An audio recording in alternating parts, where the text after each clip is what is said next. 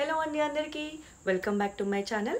So ఈ రోజైతే episode 12 రివ్యూకి వస్తే మాత్రం చాలా ఇంట్రెస్టింగ్ అని చెప్పాలి.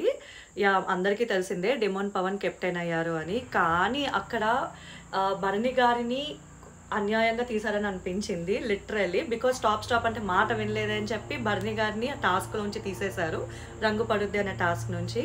అదైతే చాలా అన్ఫేర్ వెళ్ళిందని చెప్పాలి. అండ్ సంజన గారు ఎందుకు, వాట్స్ ది రీజన్ అంటే ఆవిడ మాట్లాడొద్దని చెప్పారు. అదైతే అసలు అన్బిలీవబుల్. అన్నిటికంటే నచ్చంది ఏంటంటే భరణి గారు ఎందుకు అని చెప్పి అతను స్టాండ్ తీసుకుని మాట్లాడి ఉండాల్సింది, కానీ అతను మాట్లాడలేదు. ఐ థింక్ వీకెండ్ నాగార్జున గారు వచ్చినప్పుడు మాట్లాడతారేమో చూడాలి. ఏదైనా సరే రీతుగా చేయడం కరెక్ట్ కాదు అనిపించింది.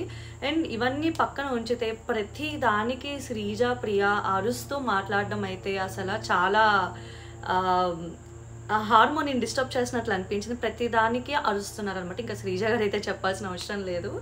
ఆవిడ ఏది మాట్లాడినా అరిచినట్టే అనిపిస్తూ ఉంటుంది. అది కొంచెం మైనస్ అవుతుందేమో అని అనిపించింది.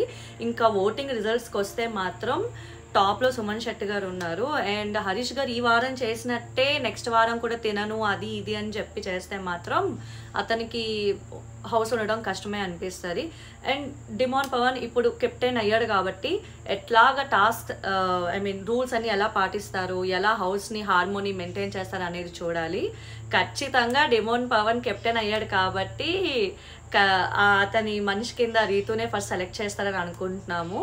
అండ్ రేపటి ప్రోమోలో అయితే ఓనర్ అవ్వడానికి ఒక టాస్క్ పెట్టారనమాట. బొమ్మలు వాళ్ళ బాస్కెట్లోంచి తీసుకోకుండా ఆపుతూ ఉండాలి. Yeah, that is also interesting. చూడాలి ఎవరు ఓనర్ జోన్లోకి వెళ్ళబోతున్నారో టెనెంట్స్ నుంచి. So this is the Bigg Boss episode 12 review.